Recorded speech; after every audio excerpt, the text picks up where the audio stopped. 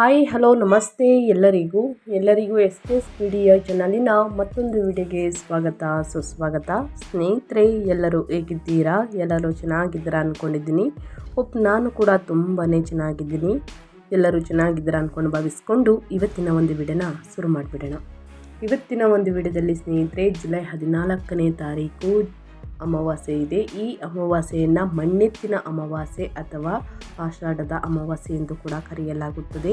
ಈ ಅಮಾವಾಸ್ಯೆಯ ಮಹತ್ವವನ್ನು ತಿಳಿಸ್ಕೊಡ್ತೀನಿ. ಇದರ ಜೊತೆಗೆ ಈ ದಿನ 8 ರಾಶಿಯವರಿಗೆ ಭಯಂಕರ ಅದೃಷ್ಟ ಬದಲಾಗಲಿದೆ. ಈ ದಿನ ಪರಿಹಾರದ ರೂಪದಲ್ಲಿ ಸ್ನೇಹಿತರೆ, ಎಕ್ಕದ ಗಿಡದ ಬಳಿ ಏನೆಲ್ಲ ಪರಿಹಾರವನ್ನು ಮಾಡಬೇಕು, ಆದಷ್ಟು ಸಣ್ಣ ಪುಟ್ಟ ಪರಿಹಾರದಿಂದ ದೊಡ್ಡ ಸಮಸ್ಯೆಗಳೇ ನಿವಾರಣೆಯಾಗಲಿದೆ. ಹಾಗಾಗಿ ಸ್ನೇಹಿತರೆ, ಒಟ್ಟಾರೆಯಾಗಿ ಆಷಾಢ ಅಮಾವಾಸ್ಯೆಯ ಮಹತ್ವವನ್ನು ತಿಳಿಸ್ಕೊಡ್ತೀನಿ, ಆಚರಣೆಯನ್ನು ತಿಳಿಸ್ಕೊಡ್ತೀನಿ. ಈ 8 ರಾಶಿಯವರು ಯಾರ್ಯಾರು ಏನೆಲ್ಲ ಅದೃಷ್ಟದ ಫಲಗಳನ್ನು ಗಳಿಸಲಿದ್ದೀರಿ, ಈ ದಿನ ಗಿಡದ ಬಳಿ ಏನೆಲ್ಲ ಪರಿಹಾರವನ್ನು ಮಾಡಬೇಕು ಅನ್ನೋದನ್ನ ಒಟ್ಟಾರೆಯಾಗಿ ತಿಳ್ಕೋಬೇಕು ಅಂದರೆ ಎಲ್ಲೂ ಕೂಡ ವಿಡಿಯೋನ ಸ್ಕಿಪ್ ಮಾಡಬಾರ್ದು. ಅಂದರೆ ವಿಡಿಯೋನ ಕಟ್ ಮಾಡಿ ಓಡಿಸ್ಕೊಂಡೋಗಿ ನೋಡ್ತೀರಾ, ಇದು ಫುಲ್ ಇನ್ಫಾರ್ಮೇಷನ್ ಯಾರಿಗೂ ಕೂಡ ಅರ್ಥ ಆಗಲ್ಲ. ಹಾಗಾಗಿ ಎಲ್ಲ ವಿಡಿಯೋದಲ್ಲೂ ತಿಳಿಸ್ತಾ ಇರ್ತೀನಿ. ಮೊದಲಿಂದ ಕೊನೆ ತನಕ ಸಂಪೂರ್ಣವಾಗಿ ವಿಡಿಯೋವನ್ನು ವಾಚ್ ಮಾಡಿ. ವಿಡಿಯೋದಲ್ಲಿ ಒಳ್ಳೆಯ ಮಾಹಿತಿ ಸಿಕ್ಕಿದರೆ ದಯವಿಟ್ಟು ವಿಡಿಯೋಗೆ ಲೈಕ್, ಕಮೆಂಟ್, ಶೇರ್ ಮಾಡಿ. ನಿಮ್ಮ ಅಭಿಪ್ರಾಯವನ್ನು ತಿಳಿಸಿ. ಓಂ ಶ್ರೀ ಮಹಾಲಕ್ಷ್ಮಿ ನಮಃ ಅಂತ ಕಮೆಂಟ್ ಮಾಡಿ. ಮಹಾಲಕ್ಷ್ಮಿ ದೇವಿಯ ಅನುಗ್ರಹದಿಂದ ನಿಮ್ಮ ಜೀವನದಲ್ಲಿರುವಂತಹ ಸಕಲ ಸಮಸ್ಯೆಗಳು ಏನೇ ಇದ್ದರೂ ಕೂಡ ಅವೆಲ್ಲವೂ ಸಂಪೂರ್ಣವಾಗಿ ನಿವಾರಣೆಯಾಗಿ ಉನ್ನತ ಆರೋಗ್ಯವನ್ನು ಪಡೆದುಕೊಂಡು ಮನೆಯಲ್ಲಿ ಸುಖ ಸಂಪತ್ತು ಹೆಚ್ಚಳವಾಗಲಿ ಅಂತ ಕೇಳ್ಕೊತಾ ವಿಡಿಯೋದ ಕಡೆ ಗಮನ ಕೊಡ್ತಾ ಹೋಗೋಣ ಬನ್ನಿ. ಹೌದು, ಜುಲೈ 14ರಂದು ಆಷಾಢ ಅಮಾವಾಸ್ಯೆ ಅಥವಾ ಮಣ್ಣೆತ್ತಿನ ಅಮಾವಾಸ್ಯೆ ಎಂದು ಆಚರಿಸಲಾಗುತ್ತದೆ. ಈ ದಿನವು ದೇವಸ್ಥಾನಗಳಲ್ಲಿ ಭಕ್ತರು ವಿಶೇಷ ಪೂಜೆಗಳನ್ನು ಮಾಡುತ್ತಾರೆ ಮತ್ತು ಪಿತೃ ಕಾರ್ಯಗಳಿಗೆ ಅತ್ಯಂತ ಶ್ರೇಷ್ಠವಾದಂತಹ ದಿನ ಅಂತಲೇ ಹೇಳ್ಬೋದು. ಇನ್ನು ಆಷಾಢ ಅಮಾವಾಸ್ಯೆಯ ಮಹತ್ವ ಮತ್ತು ಆಚರಣೆಗಳ ಬಗ್ಗೆ ಹೇಳೋದಾದರೆ ಸ್ನೇಹಿತರೆ, ಪಿತೃಗಳ ತರ್ಪಣ ಅಂದರೆ ಪಿತೃಗಳಿಗೆ ಈ ದಿನ ಪೂರ್ವಜರಿಗೆ ಪಿತೃಗಳಿಗೆ ಎಳ್ಳು ಅಥವಾ ನೀರನ್ನು ಬಿಡುವುದರಿಂದ ತರ್ಪಣ, ಅವರ ಆತ್ಮಕ್ಕೆ ಶಾಂತಿ ಸಿಗುತ್ತದೆ. ಸ್ನೇಹಿತರೆ, ಅವರ ಆತ್ಮಕ್ಕೆ ಶಾಂತಿ ಸಿಗಲಿಲ್ಲ ಅಂದರೆ ಮನೆಯಲ್ಲಿ ಸಣ್ಣ ಪುಟ್ಟ ವಾದ ವಿವಾದಗಳು, ಆಸ್ತಿಗಳಲ್ಲೂ ಕೂಡ ಸ್ನೇಹಿತರೆ ಫುಲ್ಫಿಲ್ ಆಗುವುದಿಲ್ಲ ಯಾವುದರ ಕೆಲಸದಲ್ಲೂ ಅಂತಲೇ ಹೇಳ್ಬೋದು. ಈ ಸಮಸ್ಯೆಗಳಿಗೆಲ್ಲ ಸ್ನೇಹಿತರೆ ಈ ದಿನ ತರ್ಪಣವನ್ನು ನೀಡುವುದರಿಂದ ಅವರ ಆತ್ಮಗಳಿಗೆ ಶಾಂತಿ ಸಿಗಲಿದೆ ಎಂಬ ಅಪಾರವಾದ ನಂಬಿಕೆ ಕೂಡ ಇದೆ. ಹಾಗಾಗಿ ಭಕ್ತರು ಈ ದಿನ ಭಕ್ತಿಯಿಂದ ಪೂರ್ವಜರಿಗೆ ತರ್ಪಣವನ್ನು ನೀಡುತ್ತಾರೆ. ಇನ್ನು ಪಾಪ ಪರಿಹಾರಗಳು, ನದಿಗಳಲ್ಲಿ ಸ್ನಾನ ಮಾಡ್ತಾರೆ ಅಥವಾ ಮನೆಯಲ್ಲಿ ಸ್ನೇಹಿತರೆ ನದಿಗಳಲ್ಲಿ ಸ್ನಾನ ಮಾಡುವುದಕ್ಕೆ ಆಗಲಿಲ್ಲ ಅಂದರೆ ಗಂಗಾ ಜಲವನ್ನು ಬೆರೆಸಿದ ನೀರನ್ನು ಸ್ನೇಹಿತರೆ ಮನೆಯಲ್ಲಿ ಸ್ನಾನ ಮಾಡ್ತಾರೆ. ನೀವು ಮಾಡುವಂತಹ ಸ್ನಾನದ ನೀರಿಗೆ ಗಂಗಾ ಜಲವನ್ನು ಬೆರೆಸಿ ಸ್ನಾನವನ್ನು ಮಾಡ್ಬೋದು. ಅದು ಆಗಲಿಲ್ಲ ಅಂದರೆ ಚಿಟಿಕೆ ಅರಿಶಿಣ ಮತ್ತು 1 ಕಾಳು ಕಲ್ಲುಪ್ಪನ್ನು ಹಾಕಿ ಕೂಡ ಸ್ನಾನ ಮಾಡಬಹುದು. ಇನ್ನು ಈ ದಿನ ದಾನ ಧರ್ಮ ಮಾಡುವುದರಿಂದ ಮಾಡಿದ ಪಾಪಗಳು ನಾಶವಾಗುತ್ತದೆ ಎಂಬ ನಂಬಿಕೆ ಕೂಡ ಇದೆ. ಇನ್ನು ಮಣ್ಣೆತ್ತಿನ ಪೂಜೆ, ಕರ್ನಾಟಕದಲ್ಲಿ ಈ ಅಮಾವಾಸ್ಯೆಯನ್ನು ಮಣ್ಣೆತ್ತಿನ ಅಮಾವಾಸ್ಯೆ ಎಂದು ಕರೆಯುತ್ತಾರೆ. ರೈತರು ಮತ್ತು ಕುಟುಂಬಸ್ಥರು ಮಣ್ಣಿನಿಂದ ಮಾಡಿದ ಎತ್ತುಗಳಿಗೆ ವಿಶೇಷ ಪೂಜೆಯನ್ನು ಸಲ್ಲಿಸುತ್ತಾರೆ. ಇದು ಕೃಷಿ ಸಂಸ್ಕೃತಿಯ ಸಂಕೇತವಾಗಿದೆ ಅಂತಲೇ ಹೇಳ್ಬೋದು. ಇನ್ನು ದೋಷ ನಿವಾರಣೆ, ಜಾತಕದಲ್ಲಿ ರಾಹುಕೇತು ದೋಷ ಹಾಗೂ ಕಾಳಸರ್ಪ ದೋಷ ನಿವಾರಣೆಗೆ ಈ ದಿನದಂದು ವಿಶೇಷ ಪೂಜೆಗಳನ್ನು ಮಾಡಲಾಗುತ್ತದೆ. ಒಟ್ಟಾರೆಯಾಗಿ ಹೇಳಬೇಕು ಅಂದರೆ ಸ್ನೇಹಿತರೆ, ಸಾಕಷ್ಟು ಅದೃಷ್ಟದ ಫಲಗಳನ್ನು ಗಳಿಸಬೇಕು ಅಂದರೆ ಈ ದಿನ ತಪ್ಪದೇ ಪೂಜೆ ಪುನಸ್ಕಾರಗಳನ್ನು ಮಾಡಬೇಕಾಗುತ್ತದೆ. ಜೊತೆಗೆ ಈ ದಿನ ಈ ರಾಶಿಯವರಿಗೆ ಅಂದರೆ ಈ 8 ರಾಶಿಯವರಿಗೆ ಭಯಂಕರ ಅದೃಷ್ಟ ಬದಲಾಗಲಿದೆ. ಹಾಗಿದ್ರೆ ಈ 8 ರಾಶಿಯವರು ಯಾರ್ಯಾರು ಏನೆಲ್ಲ ಅದೃಷ್ಟದ ಫಲಗಳನ್ನು ಗಳಿಸಲಿದ್ದೀರಿ, ಯಾವುದರ ಬಗ್ಗೆ ಎಚ್ಚರಿಕೆ ವಹಿಸಬೇಕು ಅನ್ನೋದನ್ನ ನೋಡ್ತಾ ಹೋಗೋಣ. ಜ್ಯೋತಿಷ್ಯ ಶಾಸ್ತ್ರದ ಪ್ರಕಾರ 2026ರ ಆಷಾಢ ಅಮಾವಾಸ್ಯೆಯು ಜುಲೈ 14 ಮಂಗಳವಾರದ ದಿನ ಬಂದಿರುವುದು. ಜ್ಯೋತಿಷ್ಯ ಶಾಸ್ತ್ರದ ಪ್ರಕಾರ ಆಷಾಢ ಅಮಾವಾಸ್ಯೆಯ ತಿಥಿಯು ಸ್ನೇಹಿತರೆ ಇದೇ ಜುಲೈ 13ರ ಸೋಮವಾರ ಸಂಜೆ 6:49ಕ್ಕೆ ಆರಂಭವಾಗಲಿದೆ ಮತ್ತು ಜುಲೈ 14 ಮಂಗಳವಾರದ ದಿನ ಸಂಜೆ 3:12ವರೆಗೆ ಇರುವುದು. ಹಾಗಾಗಿ ಈ ಅಮಾವಾಸ್ಯೆಯ ದಿನ ನಕಾರಾತ್ಮಕ ಶಕ್ತಿಯ ಪ್ರಭಾವ ಸಾಕಷ್ಟು ಹೆಚ್ಚಾಗಿರುವುದು ಎಂದು ಹೇಳಲಾಗುತ್ತದೆ ಸ್ನೇಹಿತರೆ. ಆದ್ದರಿಂದ ಈ ದಿನ ಕೆಲವು ರಾಶಿಗಳಿಗೆ ಸೇರಿದ ಜನರು ಯಾವ ವಿಚಾರದ ಬಗ್ಗೆ ಬಹಳಷ್ಟು ಎಚ್ಚರಿಕೆಯಿಂದ ಇರಬೇಕಾಗುತ್ತದೆ ಹಾಗಾಗಿ ಈ ವರ್ಷದ ಆಷಾಢ ಅಮಾವಾಸ್ಯೆಯಂದು 8 ರಾಶಿಗೆ ಸೇರಿದ ಜನರಿಗೆ ಸ್ನೇಹಿತರೆ ಏನೆಲ್ಲ ಅದೃಷ್ಟ ಕುಲಾಯಿಸಲಿದೆ, ಜೊತೆಗೆ ಧನ ಸಂಪತ್ತು ವೃದ್ಧಿಯಾಗಲಿದೆ, ವೃತ್ತಿ ಜೀವನದಲ್ಲಿ ಸಾಕಷ್ಟು ಅದೃಷ್ಟವನ್ನು ನೋಡಲಿದ್ದೀರಿ ಸ್ನೇಹಿತರೆ. ಯಾವುದರ ಬಗ್ಗೆ ಕಾಳಜಿಯನ್ನು ವಹಿಸಬೇಕು ಅನ್ನೋದನ್ನ ಕಂಪ್ಲೀಟಾಗಿ ಇದೇ ವಿಡಿಯೋದಲ್ಲಿ ತಿಳಿಸ್ಕೊಡ್ತಾ ಹೋಗ್ತೀನಿ. ಎಲ್ಲೂ ಕೂಡ ಸ್ಕಿಪ್ ಮಾಡ್ದೇ ಕೊನೆಯ ತನಕ ವಾಚ್ ಮಾಡಿ. ಇನ್ನೂ ಕೂಡ ವಿಡಿಯೋಗೆ ಲೈಕ್ ಮಾಡ್ದೇ ನೋಡ್ತಿದ್ರೆ ದಯವಿಟ್ಟು ಲೈಕ್ ಮಾಡಿ. ಸಬ್ಸ್ಕ್ರೈಬ್ ಆಗಿಲ್ಲ ಅಂದರೆ ಸ್ನೇಹಿತರೆ ದಯವಿಟ್ಟು SPS ಮೀಡಿಯಾಗೆ ಸಬ್ಸ್ಕ್ರೈಬ್ ಆಗಿ ನಿಮ್ಮ ಅಭಿಪ್ರಾಯವನ್ನು ಕಮೆಂಟ್ ಬಾಕ್ಸಲ್ಲಿ ತಿಳಿಸ್ಬೋದು. ಯಾರೆಲ್ಲ ಸಬ್ಸ್ಕ್ರೈಬ್ ಮಾಡಿಕೊಂಡು ಪ್ರತಿನಿತ್ಯ ವಿಡಿಯೋ ವಾಚ್ ಮಾಡ್ತಿದ್ದೀರಾ ಅಂಥವರಿಗೆ ಥ್ಯಾಂಕ್ ಯು ಸೋ ಮಚ್ ಅಂತ ಹೇಳ್ತಾ ವಿಡಿಯೋದ ಕಡೆ ಗಮನ ಕೊಟ್ಬಿಡೋಣ ಬನ್ನಿ. ಹೌದು ಸ್ನೇಹಿತರೆ, ಇದೇ ಜುಲೈ 14ರಿಂದ ಸಾಕಷ್ಟು ಬದಲಾವಣೆಯನ್ನು ನೋಡಲಿದ್ದೀರಿ. ಜುಲೈ 14ರಂದು ಶುಕ್ರ ಗ್ರಹವು ಉತ್ತರ ಫಾಲ್ಗುಣಿ ನಕ್ಷತ್ರಕ್ಕೆ ಪ್ರವೇಶಿಸಲಿದ್ದಾನೆ. ಜ್ಯೋತಿಷ್ಯದಲ್ಲಿ ಶುಕ್ರನು ಪ್ರೀತಿ, ಸೌಂದರ್ಯ, ಐಶ್ವರ್ಯ, ವೈಭವ ಮತ್ತು ಆರ್ಥಿಕ ಸುಖದ ಕಾರಕ ಗ್ರಹವೆಂದು ಪರಿಗಣಿಸಲ್ಪಡುತ್ತಾನೆ. ಆದ್ದರಿಂದ ಈ ನಕ್ಷತ್ರ ಸಂಚಾರವು ಕೆಲವು ರಾಶಿ ಚಕ್ರ ಜೀವನದಲ್ಲಿ ವಿಶೇಷ ಸಕಾರಾತ್ಮಕ ಬದಲಾವಣೆಗಳನ್ನು ತರಬಹುದು.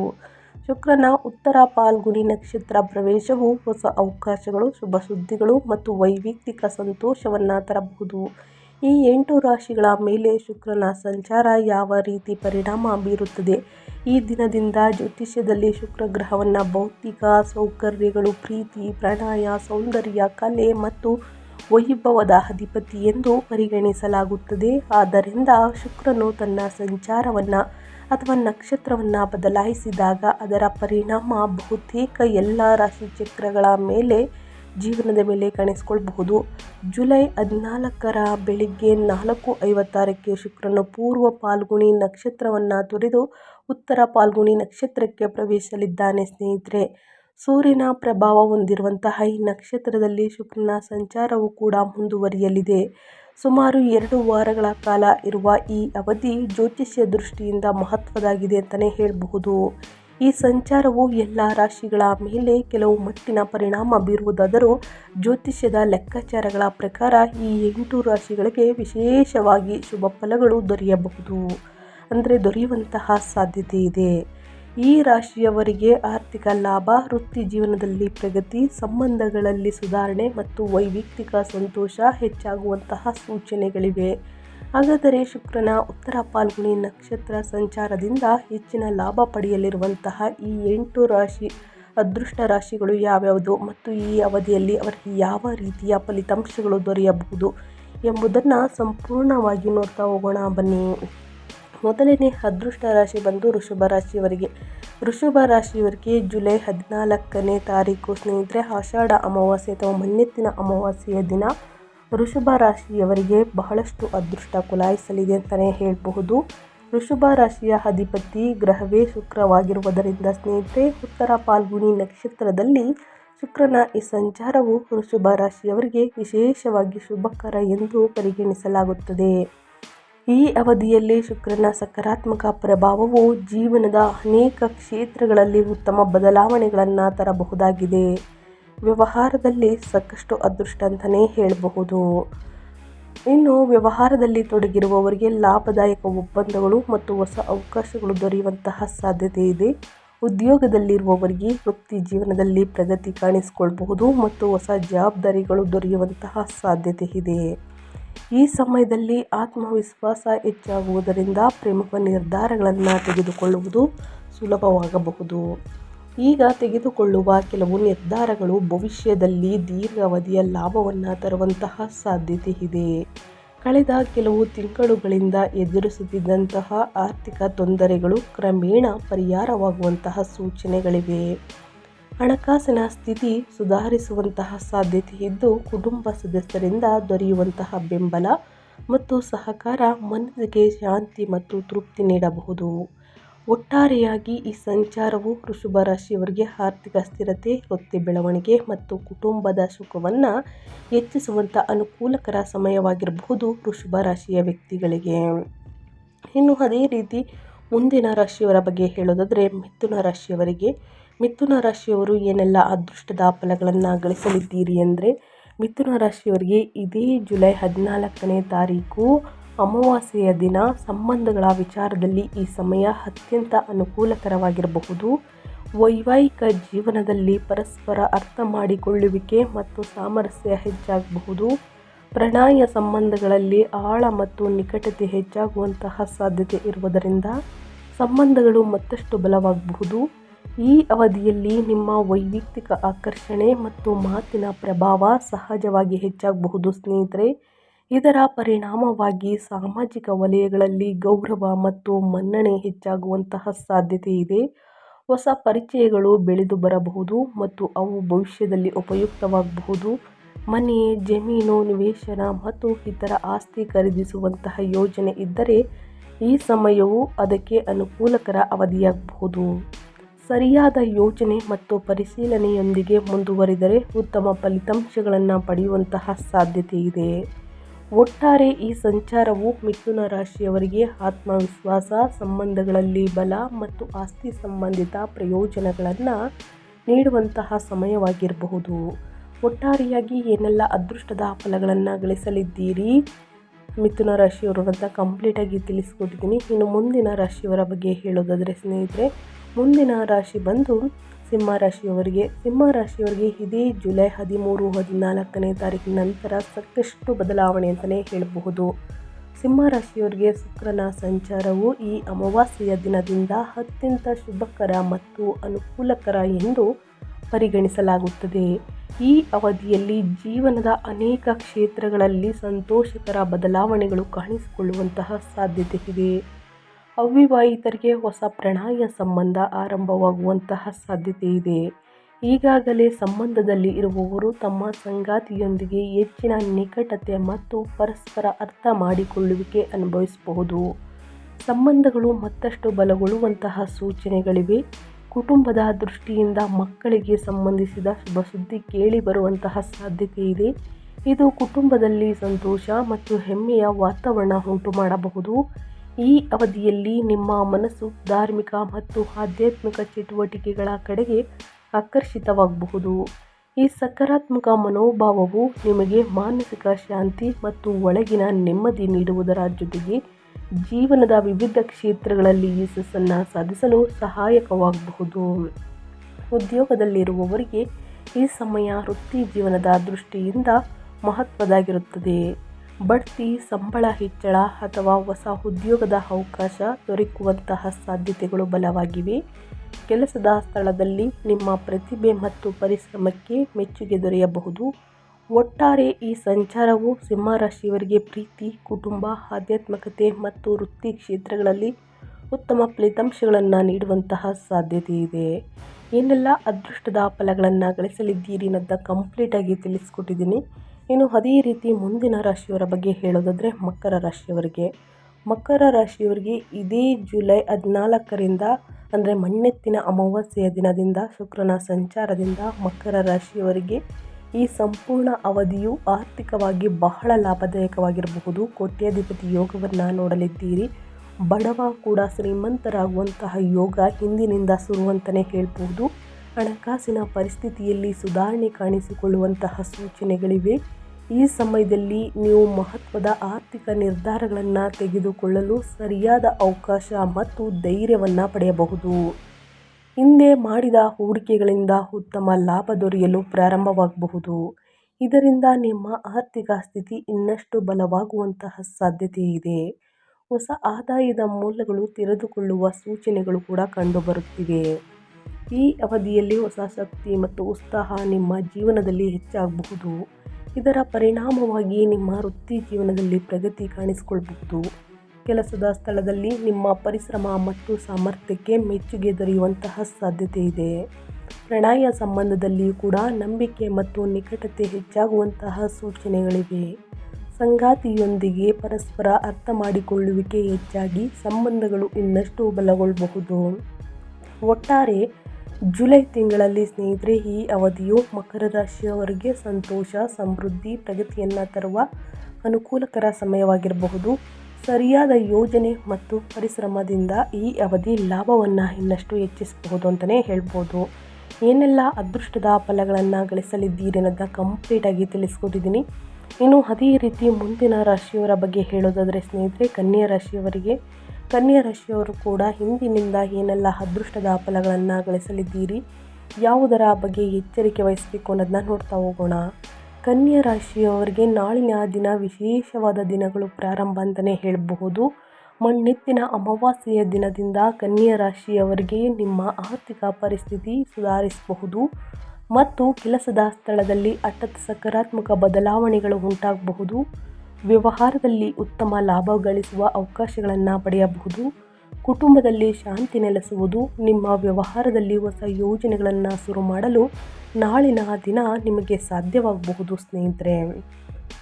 ಇದು ಭವಿಷ್ಯದಲ್ಲಿ ನಿಮಗೆ ಉತ್ತಮ ಪ್ರಯೋಜನಗಳನ್ನು ನೀಡುತ್ತದೆ. ಕೆಲಸವನ್ನು ಮಾಡುವ ಜನರಿಗೆ ನಾಳೆ ಉತ್ತಮ ಅವಕಾಶಗಳು ದೊರಕುವುದು. ಒಟ್ಟಾರೆಯಾಗಿ ನಿಮ್ಮ ಕಠಿಣ ಪರಿಶ್ರಮದ ಫಲವನ್ನು ನೀವು ನಾಳಿನ ದಿನ ಪಡೆಯಲಿದ್ದೀರಿ. ಜೊತೆಗೆ ನಿಮ್ಮ ಬ್ಯಾಂಕ್ ಬ್ಯಾಲೆನ್ಸ್ನಲ್ಲಿ ಉತ್ತಮ ಹೆಚ್ಚಳವಾಗುವುದು. ಮನೆಯಲ್ಲಿನ ವಾತಾವರಣವು ಸಂತೋಷದಿಂದ ಕೂಡಿರುವುದು.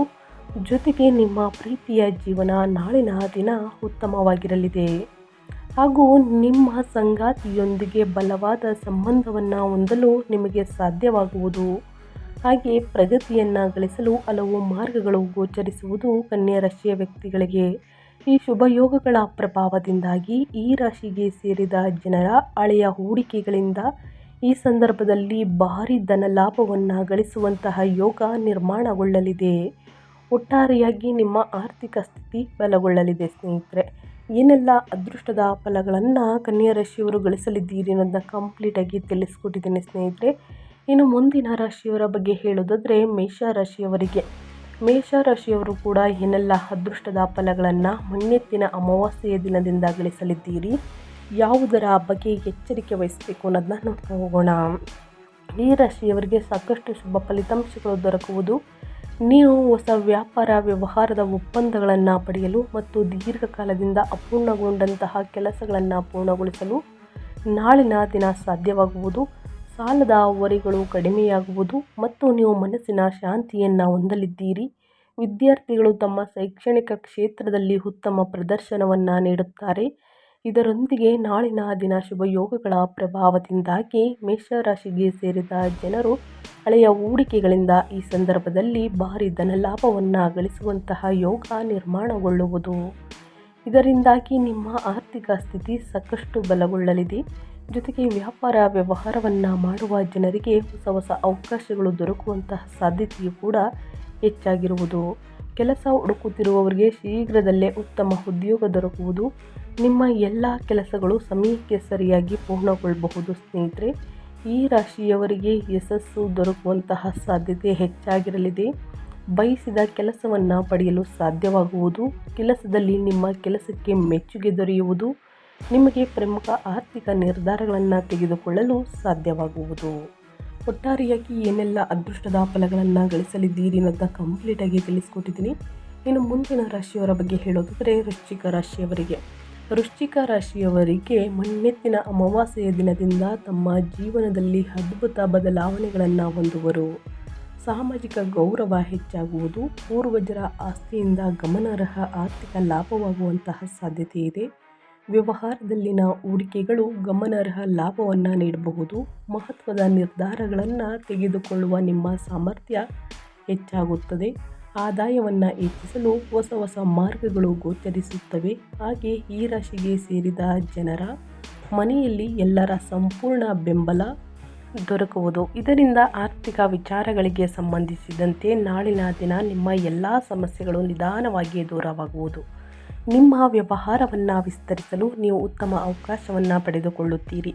ನಿಮ್ಮ ಪ್ರತಿಭೆಗೆ ಉತ್ತಮ ಅವಕಾಶ ದೊರಕುವುದು. ಜೊತೆಗೆ ನೀವು ನಾಳಿನ ದಿನಗಳಲ್ಲಿ ನಿಮ್ಮ ಕೆಲಸದಲ್ಲಿ ಉತ್ತಮ ಯಶಸ್ಸನ್ನು ಪಡೆಯುತ್ತೀರಿ. ನಿಮ್ಮ ವ್ಯವಹಾರದಲ್ಲಿ ಉತ್ತಮ ಪ್ರಗತಿಯನ್ನು ನೀವು ನೋಡುವಿರಿ. ಜೊತೆಗೆ ನಿಮ್ಮ ಆರ್ಥಿಕ ಸ್ಥಿತಿಯು ಸಾಕಷ್ಟು ಬಲಗೊಳ್ಳುವುದು. ಒಟ್ಟಾರೆಯಾಗಿ ಏನೆಲ್ಲ ಅದೃಷ್ಟದ ಫಲಗಳನ್ನು ಗಳಿಸಲಿದ್ದೀರಿ ಅನ್ನೋದನ್ನ ಕಂಪ್ಲೀಟಾಗಿ ತಿಳಿಸ್ಕೊಟ್ಟಾಯಿತು. ಇನ್ನು ಮುಂದಿನ ರಾಶಿಯವರ ಬಗ್ಗೆ ಹೇಳೋದಾದರೆ ಕುಂಭರಾಶಿಯವರಿಗೆ ಈ ಮಣ್ಣೆತ್ತಿನ ಅಮಾವಾಸ್ಯೆ ಅಥವಾ ಆಷಾಢ ಅಮಾವಾಸ್ಯೆಯ ದಿನದಿಂದ ಕುಂಭರಾಶಿಯವರಿಗೆ ನಾಳಿನ ದಿನ ಅದೃಷ್ಟಶಾಲಿಯಾದಂತಹ ದಿನಗಳು ಪ್ರಾರಂಭ. ವಾಹನ ಅಥವಾ ರಿಯಲ್ ಎಸ್ಟೇಟ್ ಖರೀದಿಸುವಲ್ಲಿ ಯಶಸ್ಸನ್ನು ಗಳಿಸಲಿದ್ದೀರಿ. ನಿಮ್ಮ ಉದ್ಯೋಗ ಸ್ಥಾನ, ಸಂಬಳ ಎರಡೂ ಕೂಡ ವೃದ್ಧಿಯಾಗುವುದು. ವ್ಯವಹಾರದಲ್ಲಿ ಅಪಾರ ಲಾಭವನ್ನು ಪಡೆಯಬಹುದು. ನಿಮಗೆ ಮನೆಯವರ ಸಂಪೂರ್ಣ ಬೆಂಬಲ ದೊರಕುವುದು. ಜೊತೆಗೆ ಕೆಲಸಕ್ಕಾಗಿ ಪ್ರಯಾಣಿಸಲು ಅವಕಾಶಗಳು ದೊರಕುವುದು. ಆದರೆ ಈ ಪ್ರಯಾಣವು ಸಂತೋಷದಾಯಕವಾಗಿರುವುದು. ಜೊತೆಗೆ ನೀವು ಯಾವುದೇ ಆಸ್ತಿಯಲ್ಲಿ ಹೂಡಿಕೆ ಮಾಡಿದ್ದರೆ ಅದರಿಂದ ನಿಮಗೆ ಉತ್ತಮ ಲಾಭಗಳು ದೊರಕುವುದು. ಕೆಲಸದಲ್ಲಿ ಪ್ರಗತಿಗೆ ಹಲವು ಅವಕಾಶಗಳು ನಿಮಗೆ ದೊರಕುವುದು. ನೀವು ನಿಮ್ಮ ಕುಟುಂಬದೊಂದಿಗೆ ಉತ್ತಮ ಸಮಯವನ್ನು ಕಳೆಯಲಿದ್ದೀರಿ. ಜೊತೆಗೆ ಜೀವನದಲ್ಲಿ ಮುಂದೆ ಸಾಗಲು ಉತ್ತಮ ಅವಕಾಶಗಳು ದೊರಕಬಹುದು. ಅಥವಾ ಆಸ್ತಿಯಲ್ಲಿ ಹೂಡಿಕೆ ಮಾಡಬೇಕೆಂದು ಆಲೋಚಿಸುತ್ತಿರುವವರಿಗೆ, ಈ ರಾಶಿಗೆ ಸೇರಿದ ಜನರಿಗೆ ಉತ್ತಮ ಲಾಭ ದೊರಕುವಂತಹ ಸಾಧ್ಯತೆ ಹೆಚ್ಚಾಗಿರುವುದು. ಇದರೊಂದಿಗೆ ಶುಭ ಯೋಗಗಳ ಪ್ರಭಾವದಿಂದಾಗಿ ನೀವು ಅವಸರದಲ್ಲಿ ಯಾವುದೇ ನಿರ್ಧಾರವನ್ನು ತೆಗೆದುಕೊಳ್ಳದೇ ಇರುವುದು ಉತ್ತಮ. ಏನೆಲ್ಲ ಅದೃಷ್ಟದ ಫಲಗಳನ್ನು ಗಳಿಸಲಿದ್ದೀರಿ ಈ 8 ರಾಶಿಯವರು ನನ್ನ ಕಂಪ್ಲೀಟ್ ಆಗಿ ತಿಳಿಸ್ಕೊಟ್ಟಿದ್ದೀನಿ ಸ್ನೇಹಿತರೆ. ಈ ಸಣ್ಣ ಪುಟ್ಟ ಪರಿಹಾರವನ್ನು ಮಾಡಿ ಅಮಾವಾಸ್ಯೆ ದಿನ ಖಂಡಿತವಾಗಿಯೂ ಸಮಸ್ಯೆಗಳು ನಿವಾರಣೆಯಾಗಲಿದೆ ಸ್ನೇಹಿತರೆ. ಈ ಪರಿಹಾರವನ್ನು ನೀವು ಸಂಜೆ 6 ಗಂಟೆ ನಂತರ ಕೂಡ ಮಾಡಬಹುದು. ಯಾರು ಕೂಡ ನೋಡಬಾರ್ದು. ಈ ಪರಿಹಾರವನ್ನು ಮಾಡಬೇಕಾದ್ರೆ ನಿಮ್ಮ ಮನೆ ಜನಕ್ಕೆಲ್ಲ ಸ್ನೇಹಿತರೆ, ಏನಾದರೂ ಆರೋಗ್ಯದಲ್ಲಿ ಪ್ರಾಬ್ಲಮ್ ಇದ್ದರೆ, ಮನೆಯಲ್ಲಿ ಕಿರಿಕಿರಿ ಇದ್ದರೆ, ಅಶಾಂತಿ ಇದ್ದರೆ ಸ್ನೇಹಿತರೆ, ನೆಮ್ಮದಿ ಇಲ್ಲ ಅಂದರೆ, ವ್ಯವಹಾರದಲ್ಲಿ ಅಡಚಣೆ ಇದ್ದರೆ, ತೊಂದರೆಗಳು ಇದ್ದರೆ, ಮನೆಯಲ್ಲಿ ನೆಮ್ಮದಿಯನ್ನು ನೋಡಬೇಕು ಅಂದರೆ ಸ್ನೇಹಿತರೆ ಈ ಒಂದು ಪರಿಹಾರವನ್ನು ಮಾಡಬೇಕಾಗುತ್ತದೆ. 1 ಹಿಡಿ ಕಲ್ಲುಪ್ಪನ್ನು ತೆಗೆದುಕೊಳ್ಳಿ, 3 ಅಥವಾ 5 ಒಣಮೆಣಸಿನಕಾಯಿಯನ್ನು ತೆಗೆದುಕೊಳ್ಳಿ. ಜೊತೆಗೆ ಸ್ನೇಹಿತರೆ ಇದರ ಜೊತೆಗೆ ಎಕ್ಕದ ಗಿಡದ ಬಳಿ ಈ ಒಂದು ಪರಿಹಾರವನ್ನು ಮಾಡಬೇಕಾಗುತ್ತದೆ. ನೆನಪಿನಲ್ಲಿ ಇಟ್ಕೊಳ್ಳಿ. 1 ಹಿಡಿ ಕಲ್ಲುಪ್ಪನ್ನು ಸ್ನೇಹಿತರೆ ನಿಮ್ಮ ಮನೆ ಜನಕ್ಕೆಲ್ಲ ಅಂದರೆ ನೀಯಾಳಿಸಬೇಕಾಗುತ್ತದೆ ಅಥವಾ ಇಳಿಯನ್ನು ತೆಗೆಯಬೇಕಾಗುತ್ತದೆ. ಅದನ್ನು ಸ್ನೇಹಿತರೆ ಒಂದು ಕವರಲ್ಲಿ ಹಾಕ್ಕೊಳ್ಳಿ. ನಂತರ ಒಣಮೆಣಸಿನಕಾಯಿಯನ್ನು ಕೂಡ ಅಷ್ಟೇ ಅದೇ ರೀತಿ ಮಾಡಬೇಕಾಗುತ್ತದೆ. ಜೊತೆಗೆ ಒಂದು ನಿಂಬೆಹಣ್ಣು ಇದ್ದರೂ ಬೆಟರ್ ಇರುತ್ತೆ. ಒಂದು ನಿಂಬೆಹಣ್ಣನ್ನು ಕೂಡ ಸ್ನೇಹಿತರೆ 5 ಬಾರಿ ಅಥವಾ 9 ಬಾರಿ ಲೇಡೀಸ್ಗಳು ಮಾಡ್ತಾಯಿದ್ದೀರಾ ಅಂತಂದರೆ, ಮಹಿಳೆಯರು ಮಾಡ್ತಾಯಿದ್ದೀರಾ ಅಂದರೆ ಎಡಗೈಯಲ್ಲಿ ಇಟ್ಕೊಳ್ಳಿ ಸ್ನೇಹಿತರೆ. ಇನ್ನು ಬಾಯ್ಸ್ಗಳು ಅಂದರೆ ಹುಡುಗರು ಮಾಡ್ತಾವ್ರೆ ಅಂತಂದರೆ, ಪುರುಷರು ಮಾಡ್ತಾವ್ರೆ ಅಂದರೆ ಬಲಗೈಯಲ್ಲಿ ಇಟ್ಕೊಳ್ಳಿ. ಇದನ್ನು ನೀಯಾಳಿಸಿದ ನಿಂಬೆಹಣ್ಣು, ಕಲ್ಲುಪ್ಪು ಮತ್ತು ಒಣಮೆಣಸಿನಕಾಯಿಯನ್ನು ಸ್ನೇಹಿತರೆ ಒಂದು ಕವರಲ್ಲಿ ಹಾಕೊಳ್ಬೇಕಾಗುತ್ತದೆ. ಇದನ್ನು ಏನು ಮಾಡಬೇಕು ಅಂತಂದರೆ ಒಂದು ಎಕ್ಕದ ಗಿಡದ ಬಳಿ ಹಾಕಬೇಕಾಗುತ್ತದೆ. ಸುರಿದ್ಬಿಟ್ಟಾರು ಬರಬಹುದು ಅಥವಾ ಹಾಗೆ ಇಟ್ಬಿಟ್ಟಾರು ಬರಬಹುದು. ಸುರಿದ್ರೆ ಬೆಟರು ಸ್ನೇಹಿತರೆ. ಇದನ್ನು ಹಾಕಿದ ನಂತರ ನೀವು ಅದನ್ನು ನೋಡ್ದೇ ಬಂದು ಸ್ನೇಹಿತರೆ ಕೈಕಾಲು ಮುಖವೆಲ್ಲ ತೊಳೆದು ಮನೆಯಲ್ಲಿ ಪೂಜೆಯನ್ನು ಮಾಡ್ಬೋದು. ಈ ರೀತಿ ಮಾಡುವುದರಿಂದ ನಿಮ್ಮ ಮನೆ ಮೇಲಿರುವಂತಹ ಕೆಟ್ಟ ದೃಷ್ಟಿ, ನಿಮ್ಮ ಮನೆ ಜನಕ್ಕಿರುವಂತಹ ಕೆಟ್ಟ ದೃಷ್ಟಿ ಮೇಲೆ ಸ್ನೇಹಿತರೆ ಸಾಕಷ್ಟು ಸಮಸ್ಯೆಗಳನ್ನು ನೀವು ನೋಡ್ತಾ ಇರ್ತೀರ. ವ್ಯವಹಾರದಲ್ಲಿ ಅಡಚಣೆ, ಮನೆಯಲ್ಲಿ ಸಣ್ಣ ಪುಟ್ಟ ಕಿರಿಕಿರಿ, ದೊಡ್ಡ ಜಗಳ, ಮನಸ್ತಾಪ ಇವೆಲ್ಲವೂ ಕೂಡ ನಿವಾರಣೆಯಾಗಲಿದೆ. ಈ ಒಂದು ಪರಿಹಾರವನ್ನು ಮಾಡಿ ಖಂಡಿತವಾಗಿಯೂ ನಿಮಗೆ ಪರಿಹಾರ ಸಿಗಲಿದೆ ಸ್ನೇಹಿತರೆ.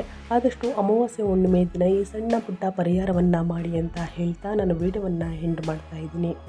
ಇವತ್ತಿನ ಒಂದು ವಿಡಿಯೋದಲ್ಲಿ ಸಂಪೂರ್ಣ ಮಾಹಿತಿ ಸಿಕ್ಕಿದರೆ, ಈ ವಿಡಿಯೋ ಯೂಸ್ಫುಲ್ ಅನಿಸಿದರೆ ದಯವಿಟ್ಟು ವಿಡಿಯೋಗೆ ಲೈಕ್ ಮಾಡೋದನ್ನ ಮರ್ತಿದ್ರೆ ಲೈಕ್ ಮಾಡಿ. ಇನ್ನೂ ನನ್ನ ಚಾನಲ್ನ ಸಬ್ಸ್ಕ್ರೈಬ್ ಮಾಡ್ಕೊಂಡಿಲ್ಲ ಅಂತಂದರೆ ಸ್ನೇಹಿತರೆ SPS ಮೀಡಿಯಾಗೆ ಸಬ್ಸ್ಕ್ರೈಬ್ ಆಗಿ ನಿಮ್ಮ ಅಭಿಪ್ರಾಯಗಳನ್ನು ಕಮೆಂಟ್ ಬಾಕ್ಸಲ್ಲಿ ತಿಳಿಸ್ಬೋದು. ಯಾರೆಲ್ಲ ಸಬ್ಸ್ಕ್ರೈಬ್ ಮಾಡಿಕೊಂಡು ಪ್ರತಿನಿತ್ಯ ವಿಡಿಯೋ ವಾಚ್ ಮಾಡ್ತಿದ್ದೀರಾ ಅಂಥವರಿಗೆ ಥ್ಯಾಂಕ್ ಯು ಸೋ ಮಚ್ ಅಂತ ಹೇಳ್ತಾ, ನಿಮಗೂ ಮತ್ತು ನಿಮ್ಮ ಕುಟುಂಬಕ್ಕೆ ತುಂಬಾ ಒಳ್ಳೆಯದಾಗಲಿ. ಶನಿದೇವರ ಆಶೀರ್ವಾದ, ಶಿವನ ಅನುಗ್ರಹ, ಮಹಾಲಕ್ಷ್ಮಿಯ ಕೃಪೆ ನಿಮ್ಮ ಮೇಲಿರಲಿ. ತಪ್ಪದೆ ಸ್ನೇಹಿತರೆ ತುಳಸಿ ಗಿಡದ ಬಳಿ ದೀಪವನ್ನು ಹಚ್ಚಿ ಲಕ್ಷ್ಮೀ ಸ್ತೋತ್ರವನ್ನು ಹೇಳಿ ಅಂತ ಹೇಳ್ತಾ ಮತ್ತೊಂದು ವಿಡಿಯೋ ಜೊತೆ ಮತ್ತೊಂದು ಹೊಸ ಭವಿಷ್ಯದಲ್ಲಿ ಸಿಗ್ತೀನಿ. Thank you for watching. ವೀಕ್ಷಕರೇ, ನಿಮ್ಮ ಜೀವನದಲ್ಲಿ ಏನೇ ಸಕಲ ಸಮಸ್ಯೆಗಳು ಇದ್ದರೂ ಕೂಡ ಸ್ಕ್ರೀನ್ ಮೇಲೆ ಕಾಣುತ್ತಿರುವಂತಹ ನಮ್ಮ ಗುರುಜಿಗಳ ನಂಬರ್ ಆದಂತಹ ಪಂಡಿತ್ ಶ್ರೀ ಶಂಕರ್ ನಾರಾಯಣ್ ಗುರುಜಿ ನಂಬರ್ಗೆ ಒಮ್ಮೆ ಕರೆ ಮಾಡಿ. ಎಲ್ಲ ಸಮಸ್ಯೆಗಳಿಗೆ ಶಾಶ್ವತ ಪರಿಹಾರವನ್ನು ಮಾಡಿಕೊಡುತ್ತಾರೆ.